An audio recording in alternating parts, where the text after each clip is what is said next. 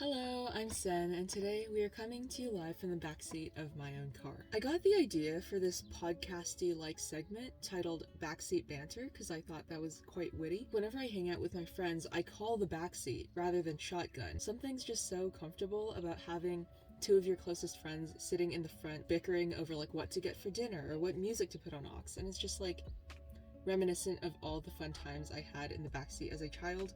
But anyways, here we are today doing a little Q&A. I think we're going to start off with the more get to know me type questions.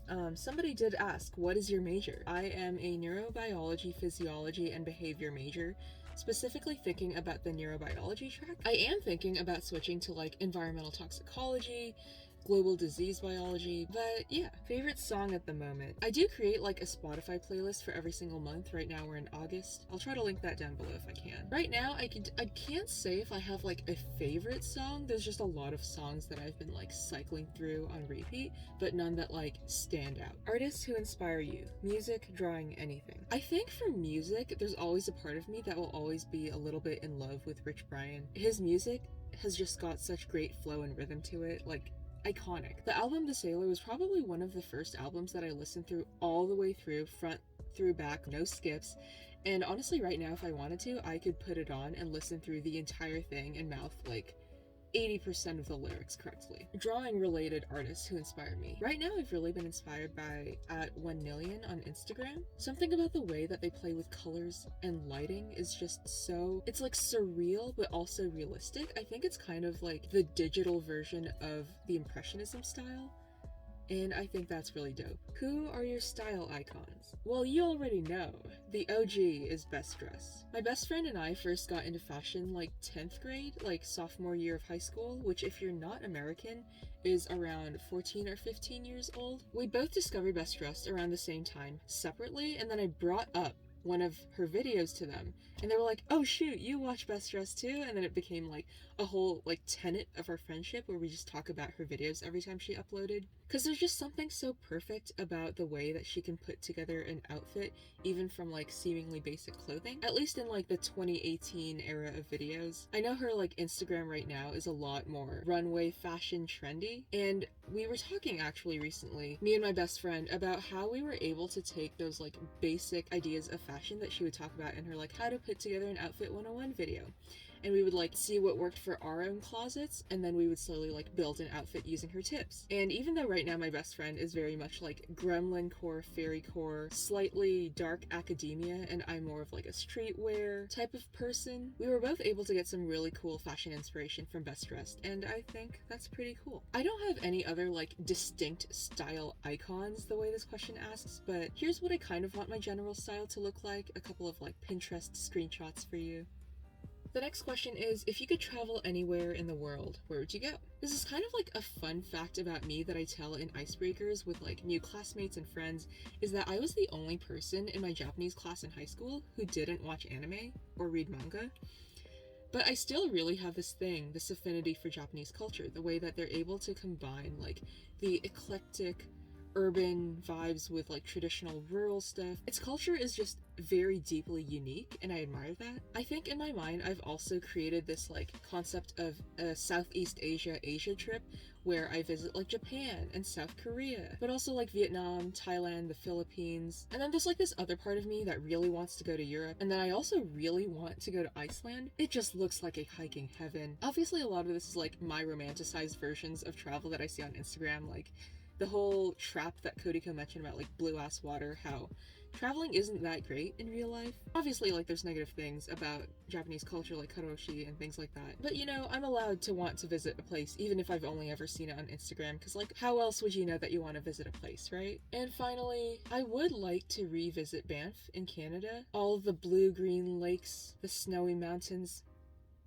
Do you think you'll get into makeup again? I've been thinking recently, I actually mentioned to like one of my friends, like I can't wear skirts or dresses anymore because I have short hair. And he was just like, why does the length of your hair matter? And I'm not sure what it is, but it's just like this weird internalized stigma that because I have short hair, I can't wear like traditionally feminine pieces. And just to like clarify, I don't feel this way about like any other person on the planet. I wouldn't let myself do it, but on anybody else, like I don't care, live your life. I feel weird about wearing makeup with short hair, but like nobody else would care. I'll definitely be getting back into makeup because it's just so fun, you know, getting to play around with colors. It's like art on your face. And I kind of miss it because I haven't done art in like a really long time. I have a huge friend crush on you, but I suck at socializing. Help, just hit me up. I need friends. Now let's get into the portion of questions that I consider knee deep. How are you doing, really? Honestly, I feel like I'm doing pretty good. And I feel bad for saying it, like almost guilty, like I should be taking on some of my friends' suffering to like alleviate their pain. But there's nothing we can do about that, so I'm doing pretty good right now. I realized that I've been crying a lot at media recently, like I read a book and I just start tearing up. And I didn't used to do that, I don't think, but nowadays, like, every single book I choose to read, oh, maybe it's just like the type of book I'm consuming now, maybe it's just like more emotionally heavy or something, but like every single time I consume media nowadays, I'm like, this makes me want to cry. And I was journaling yesterday, and I was like, maybe it's just because I haven't needed to cry about like anything legitimate for a long time, and so like my body is like, well, we used to cry a lot and I want to cry again, so like, how about at this book? Like, let's just use this book as a vessel to cry at. What's one thing you learned this year? Sometimes I get this question in like interviews, like, tell us something that you learned recently, like teach it to us. And I think it's partially like a communication question, like how do you teach a concept, and also like a get to know you question, like what kinds of stuff matter to you? Like what concept is the one that you choose to teach? Typically when I'm asked this question in interviews, I give like a more academic answer. Like recently I took a class about the history of women and gender in America up to like 1865. Like that was the title of the course. Lots of writing, but very interesting class. And there were some concepts about how like race didn't have like the very defined, very concrete social meaning that it does today until like Englishmen moved to America and started like cotton plantations, and they were like, we don't want to be doing all the hard labor, so we'll have a different group of people doing the hard labor. We'll more closely define this concept of race based on like who your parents are, so that's something encoded like in your blood that you can't change about yourself, and therefore only the dark skinned like people from Africa have to do the work. And that caused them to like codify the concept of race into slavery, when in reality, if you know biology, you would know that, like for example, a white person and a black person might be more similar in DNA than like two black people. In a way, it really just is a social construct, but it's one with so much heavy historical meaning that we cannot separate at this point. We cannot separate who we are from our race. I really just did that whole tirade again. Sorry. A thing I learned this year that wasn't just academically based. I think this was something I kind of knew before college, but in college it becomes really clear that like nobody cares about you. If you want to keep friends, you have to constantly contact them and be like, hey, what's up? Let's hang out. Let's get lunch. Because nobody like cares enough about you to constantly hound you about that sort of stuff. But on the other hand, like nobody cares about you, and that's so liberating. Favorite memory/life experience thus far? I don't know that I really have one, man. We're just like trying to make each day better than the last, more survivable than the last. Now let's get into the portion of the questions that I would consider 2 a.m. talk content. Like, you wouldn't have this talk with somebody in your fully correct state of mind. Like, it would have to be 2 a.m. for you to reveal these types of secrets. You remember that trend where it was like, what are my red flags? And you post on your story and like people swipe up and tell you what they think your like red flags are. Most of mine were just like, you go to the gym too much. But then I did get one person, like my current roommate, who swiped up and was like, you ask the deep questions on the first date. And I was like, I do that. How do you know? And they were like, the first time we ever met, you asked me what my deepest tangible and intangible fears were. And I was like, ah, yes. Anyways, the first 2 a.m. talk type of question is like this concept of, do you have any regrets? / if you were a different person, what person would you like to be?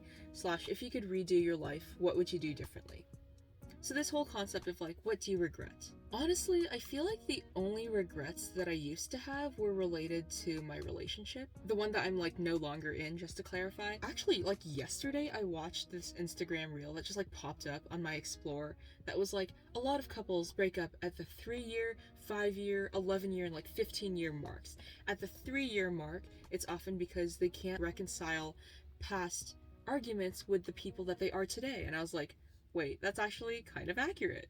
Like a lot of the past things that I had messed up on, like I'd said something mean, and then I would regret that, not just because it was like a mean-hearted thing to do, but more so because it like affected the future state, like the current state of the relationship. So I would regret that. Now that I'm not in the relationship, I don't regret it. I do kind of regret being mean, but I've kind of turned it more into like okay, in future relationships, we are not doing that again. We are not saying those mean things.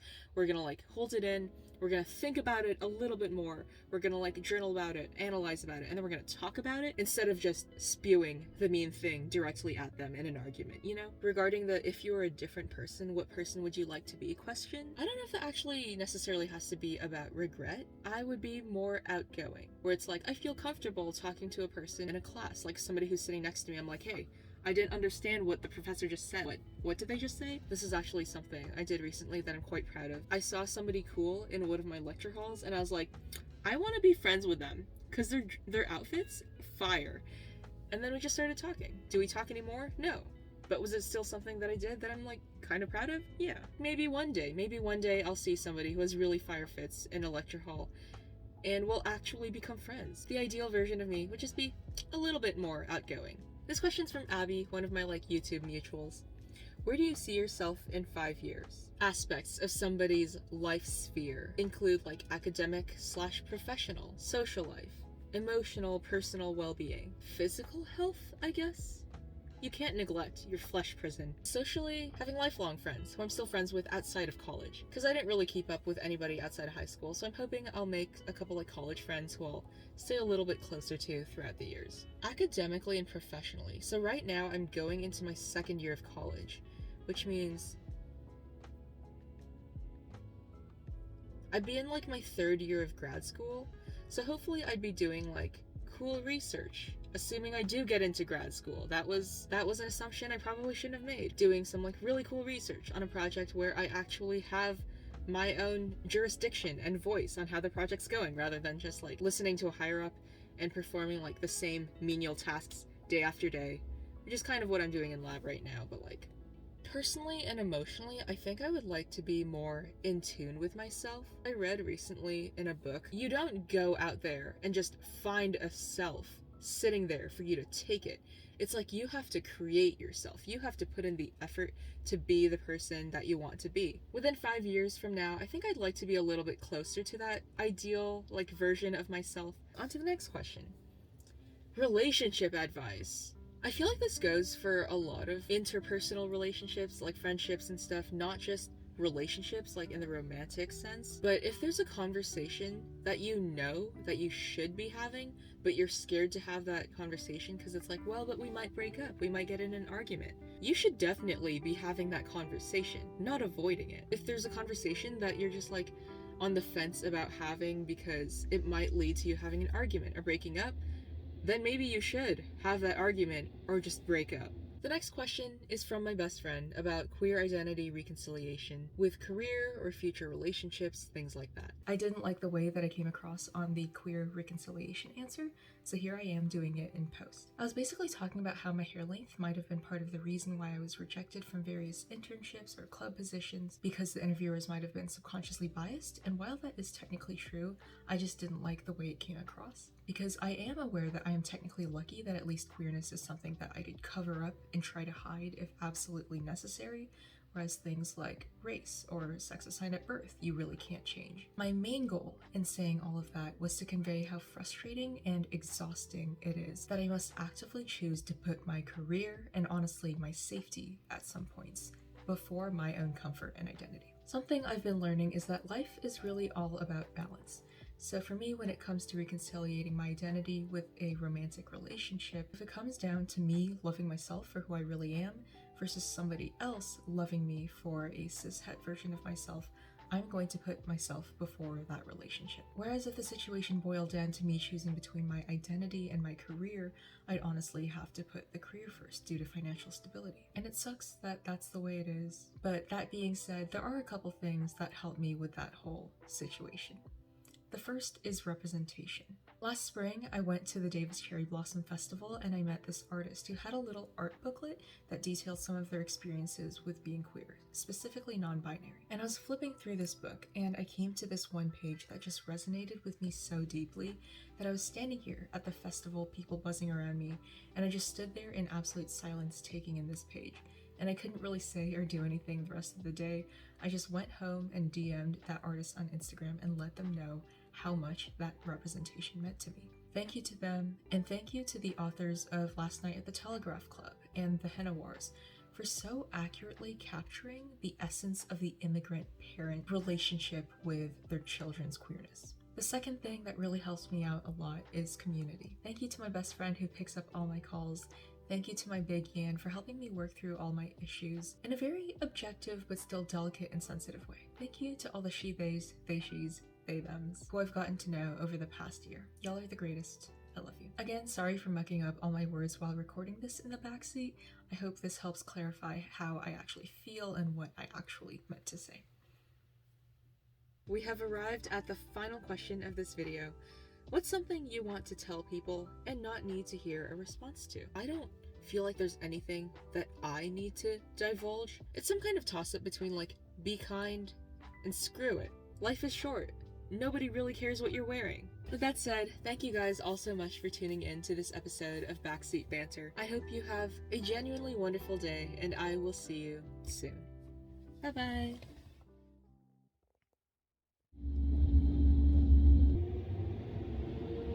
Also, I forgot the word for like garbage truck and I said trash car, and honestly, like, my sense of humor will never recover from that. Like, that was a moment.